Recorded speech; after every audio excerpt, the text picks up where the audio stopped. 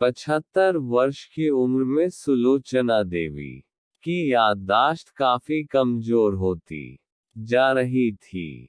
उन्हें रोजमर्रा की चीजें याद ना रहती, लेकिन जो उन्हें हमेशा याद रहता वह था उनका बेटा।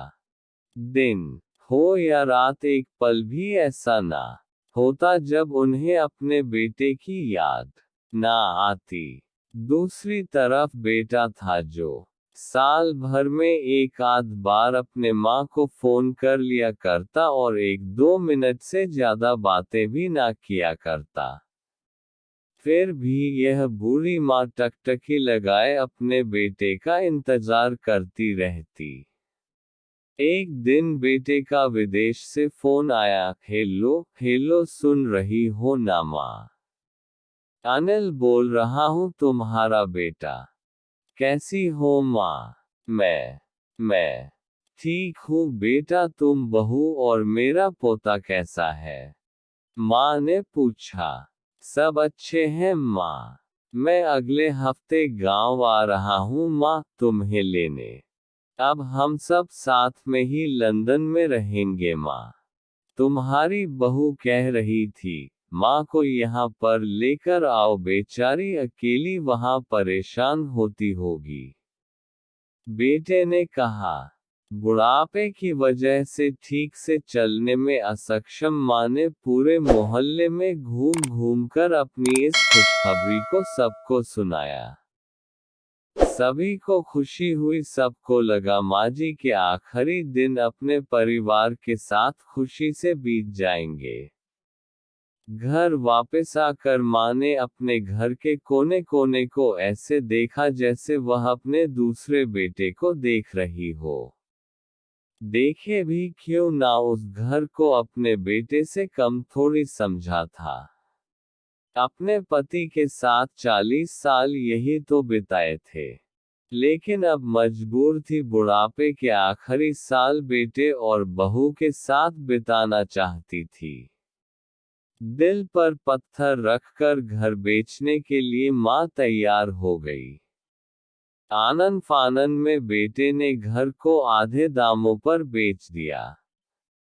माँ ने ज्यादा नहीं, लेकिन जिन चीजों से दिल लगा था उन चीजों को समेटा और बेटे के साथ टैक्सी में बैठकर एयरपोर्ट के लिए चली गई।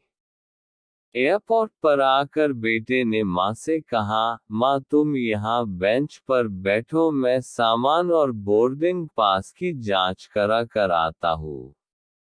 वहाँ वक्त लगता है और खड़ा रहना पड़ता है, तुम्हें तकलीफ होगी।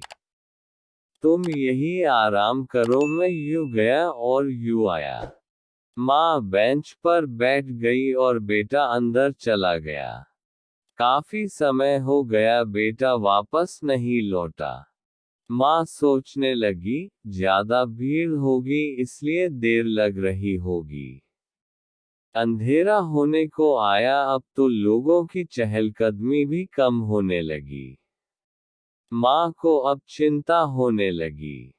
एक कर्मचारी ने आकर पूछा, किससे मिलना है माँ जी आपको? यहाँ पर क्यों बैठी है?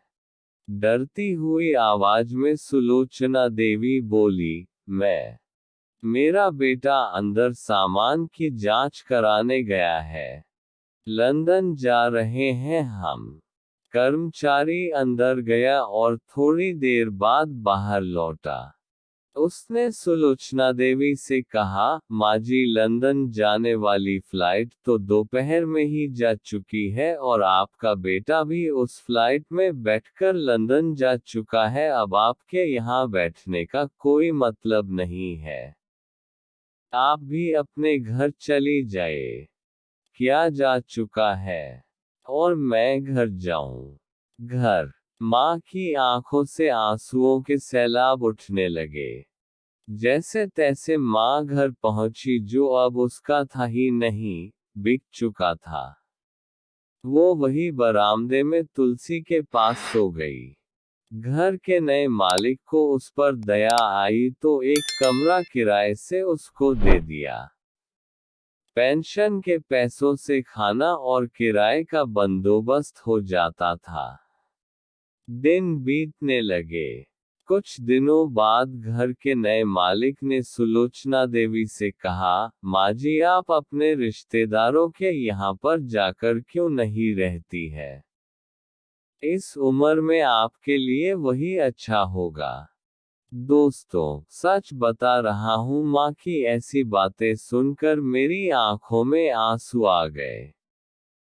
किसी ने सच ही कहा है, पूत कपूत हो सकता है लेकिन माता कभी कुमाता नहीं होती।